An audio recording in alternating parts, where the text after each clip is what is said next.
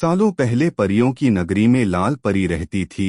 कुछ दिनों बाद महल में एक जश्न मनाने के लिए सब तैयार हो गईं। तभी किसी बात पर रानी परी ने लाल परी को महल से बाहर निकल जाने का आदेश दे दिया। इस बात से उदास होकर लाल परी महल से उड़कर धरती पर आकर एक बाग में छिप गई। उस बाग में बहुत सारे बच्चे खेल खेल रहे थे। लाल परी छिपकर उन बच्चों का खेल देखने लगी और उन बच्चों को हंसता खेलता देखकर वह अपना दुख भी भूल गई। तभी बाग में खेल रही सोनी नाम की एक लड़की की नजर लाल परी के सुनहरे लाल पंखों पर पड़ गई। सोनी को लगा कि शायद यह कोई फल है और वह उसे लेने के लिए उसके पास चली गई। सोनी ने वहां पर जब लाल परी को देखा तो वह चौंक गई और खुशी के मारे चिल्लाने लगी। सोनी की चीख सुनकर बाग में खेल रहे सभी बच्चे भी उसके पास आ गए।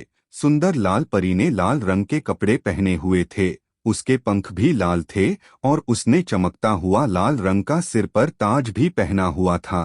सब बच्चों को देखकर लाल परी ने सबको अपना परिचय दिया।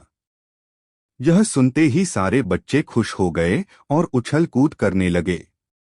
बच्चों ने दादी से कहानी में सुना था कि लाल परी सारी मनोकामनाएं पूरी करती है। इसी वजह से सारे बच्चे लाल परी को देखकर और खुश हो गए और अपनी इच्छाएं बताने लगे।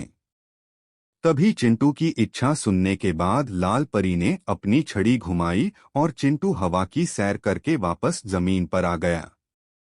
फिर लाल परी ने अपनी छड़ी घुमाई और एक रसीला ताजा आम सोनी के हाथों में आ गया। इसके बाद लाल परी ने फिर से अपनी छड़ी घुमाई और बाग के सभी फूल रोशनी से जगमगाने लगे। लाल परी के जादू देखकर सभी बच्चे बहुत खुश थे और लाल परी भी परी महल में चल रहे उत्सव और महल में न रहने का अपना दुख भूल गई थी। इसके बाद जैसे ही फूलों का चमकना कम हुआ, आसमान के सारे तारे चमकने लगे। फिर बच्चों ने लाल परी से विदा लिया और अपने अपने घर जाने को तैयार हो गए। बच्चों के जाने के बाद लाल परी का मन फिर से उदास हो गया। लाल परी को उदास देखकर सोनी से रहा न गया, तो उसने उससे उसकी उदासी का कारण पूछ लिया। लाल परी ने सोनी को रानी परी की सारी बात बता दी। यह सुनने के बाद सोनी ने कहा, आपने कोई शरारती हरकत की होगी, तभी रानी परी ने ऐसी सजा दी है। मैं जब भी घर में शरारत करती हूँ तो मेरी माँ भी मुझे कोई न कोई सजा दे देती हैं।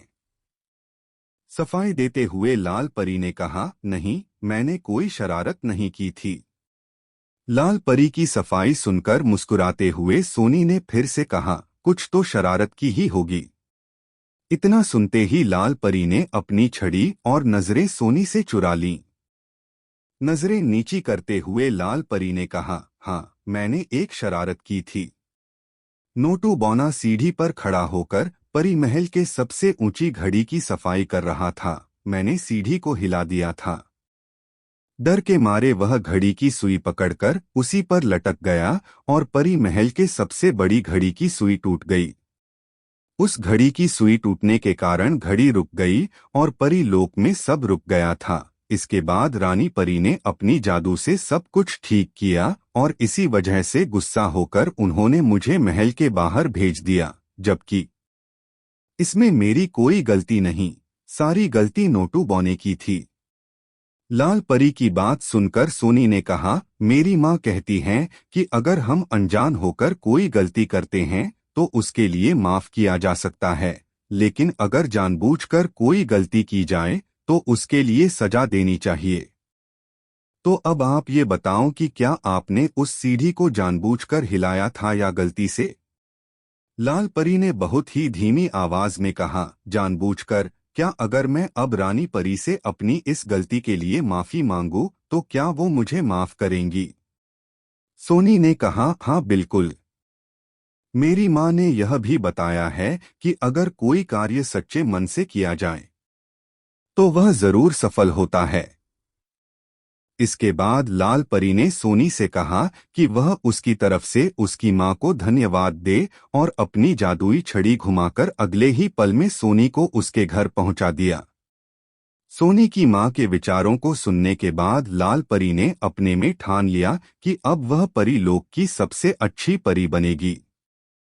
इसके बाद उसने अपने दोनों पंख फैलाए और आसमान की तरफ उड़ चली रानी परी से अपनी गलती के लिए माफी मांगने के लिए। फिर परीलोक पहुंचकर उसने सच्चे मन से अपनी गलती मानकर रानी परी से माफी मांगी और उन्होंने भी उसे माफ कर दिया। कहानी से सीख। बेवजह किसी को परेशान नहीं करना चाहिए और अगर अपनी किसी गलती के लिए माफी मांगना चाहते हैं तो उसके लिए सच्चे मन से माफी मांग लेनी चाहिए। सच्चे मन से किया गया काम हमेशा अच्छा होता है।